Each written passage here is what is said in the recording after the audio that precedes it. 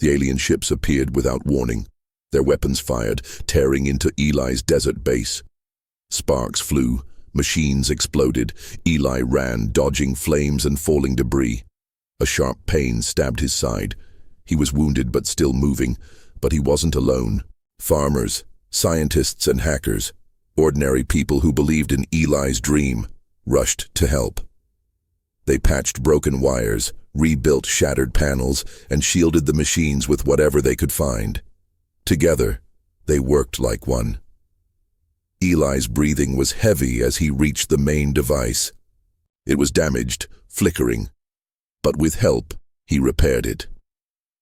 With a tired smile, Eli raised his hand and pressed the final button. A powerful burst of sunlight shot into the sky, bright and strong. Clouds gathered fast, thunder roared, rain fell.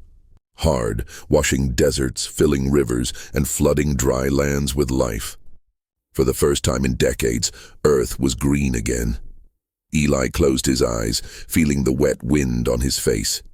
The aliens had lost, and humanity had won. The aliens left. Their ships disappeared into the dark sky, defeated and silent. Earth was different now. The deserts were green, rivers flowed strong, cities buzzed with life. People everywhere thanked Eli Trask, the man who turned sunlight into rain. But Eli was gone. Some say he vanished into the clouds he created, becoming one with the sky. Others believe he traveled to Mars, building new machines for the future. Every time it rains, children look up and whisper his name. Thank you, Eli. The world had changed forever, no longer waiting for aliens to save them. Now, humans made their own rain. And the future was bright. The sun didn't set. It just stared, burning everything beneath it. Trees had turned into skeletons. Rivers had forgotten how to flow. For 3 long years, not a single drop of rain touched Earth's surface. Cities were silent. Animals vanished. People walked like ghosts, searching for water that wasn't there. Alien scientists from planet Valora had arrived with hope and left with failure. Their machines failed. Their weather tech broke. Even they, the smartest beings in the galaxy, had given up. Earth was called a lost planet.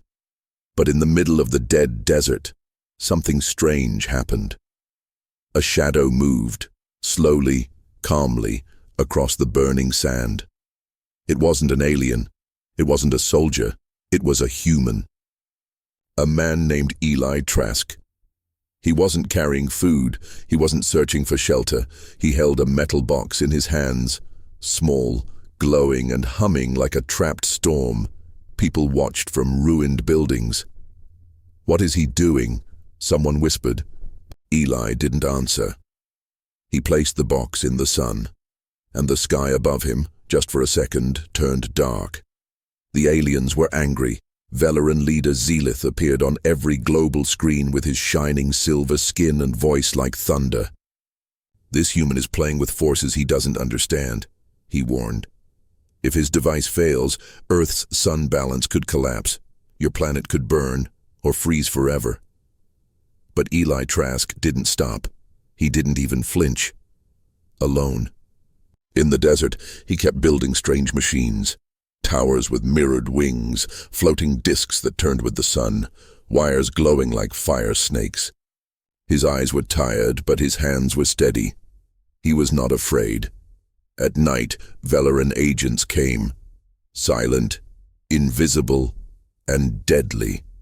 They crept toward Eli's device to steal it, but just before they touched the box, it shocked them. Blue lightning burst out and they fell backward screaming. From far away, hidden cameras caught it all. The world saw the footage. Suddenly, the man who was called crazy didn't look so crazy anymore. Eli stood over the metal box, eyes locked on the sky. He whispered one word, "Soon." And above him, a single black cloud began to form, unnatural, perfect, and alive. The black cloud vanished in seconds. The Sky returned to its cruel blue. Reporters called it a trick. Scientists called it a glitch. The aliens laughed again, but Eli didn't stop. He never looked back. Instead, he began planting strange mirrors across the desert, hundreds of them, each one shaped like a flower made of light. People asked, "What are these?" He answered with a smile, "Sun traps." Each trap collected sunlight, storing it in glowing coils. Wires connected them like veins pulsing with energy. Eli's hands moved fast, building, testing, adjusting, like a man racing against time. Then one day, while no one was watching, a trap in the middle suddenly exploded with light. Everyone turned, smoke rose, and then something impossible happened. From the sky, a tiny drop of water fell, then another, then 5, only for 2.6 seconds. But it was enough. The dry sand drank the drops greedily, and where it landed, a small patch of green appeared. The world froze. Even the aliens said nothing. Eli looked up at the sun and whispered, "It works." Rain came again, this time for 10 full minutes. It fell over the desert like a quiet miracle. No clouds, no thunder, just water falling from a clear sky. People couldn't believe it. They rushed to the news. Scientists argued on live TV. "It's impossible," they said. "It breaks every law of nature." But it was real, and it was only the beginning. Eli stood alone near his machines, watching the wet sand. A small plant had started to grow, a green leaf shaking in the breeze. The world begged him to share the invention. "Give us the design," the global leaders pleaded. "We'll build more. We'll save Earth." But Eli said no. "Not yet," he answered. "It's not ready." That night, alien spies came again. They broke into his lab, moving silently. But they found nothing. No blueprints, no device. Because Eli was smarter than they thought. He didn't keep the invention in the lab. He kept it inside himself, built into his body, fused with his blood, wired into his heartbeat. And as they searched, he opened his eyes in the dark and said, "I knew you'd come." The next morning, 3 alien ships landed outside Eli's desert camp. Dust flew. The ground shook. Velaran scientists stepped out, tall, glowing, and serious. Their leader Zarvek approached Eli with a soft voice but cold eyes. "We don't want war," he said. "Give us the device. We'll green this planet in 1 month." Eli didn't move.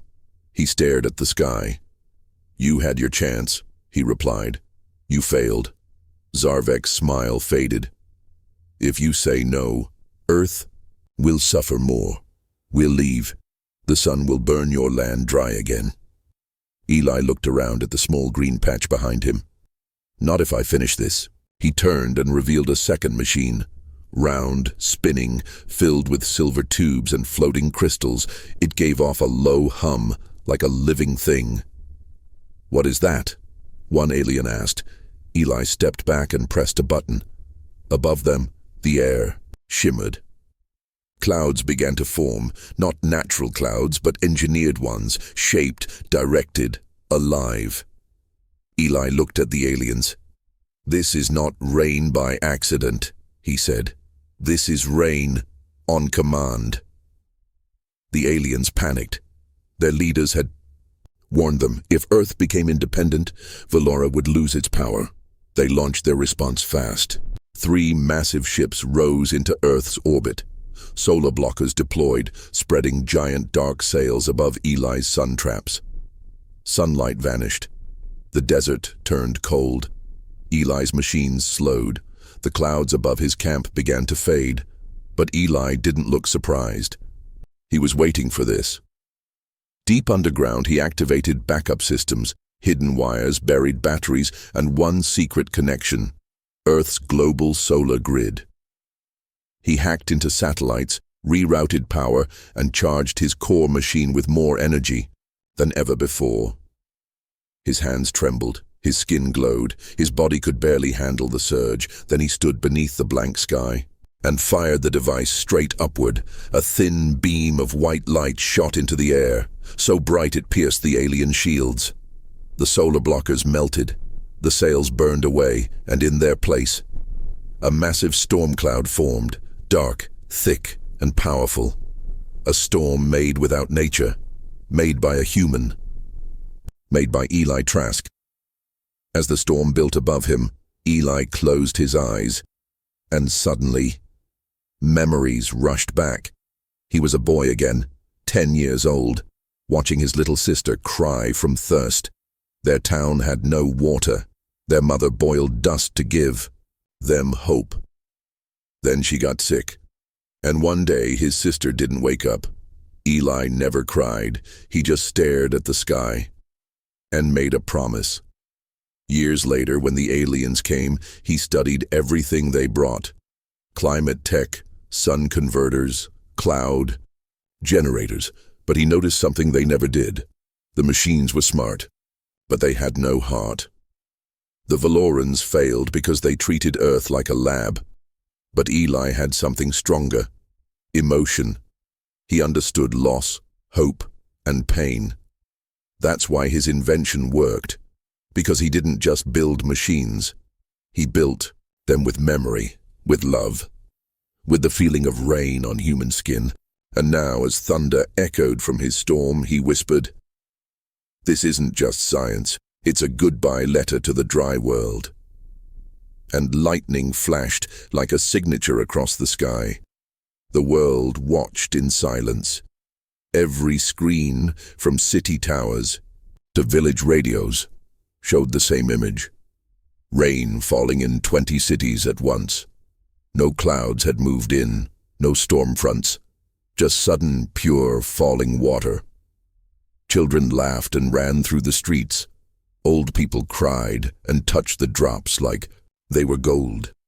Plants opened like they were waking from a long sleep. The news called it the miracle rain. But it wasn't magic. It was Eli. Alien leaders on Valora watched in fear. "If humans can make rain, they won't need us anymore," one said. "They'll stop buying our weather tech. They'll stop listening." The council agreed. If we don't stop him, now Earth becomes independent forever. So the order was given: destroy Eli Trask. Back on Earth, Eli stood in the rain he created, his machines glowing blue in the wet sand. He knew they were coming. He felt it in the wind. And still, he smiled, because the world had finally tasted water again, and they would never forget who gave it to them.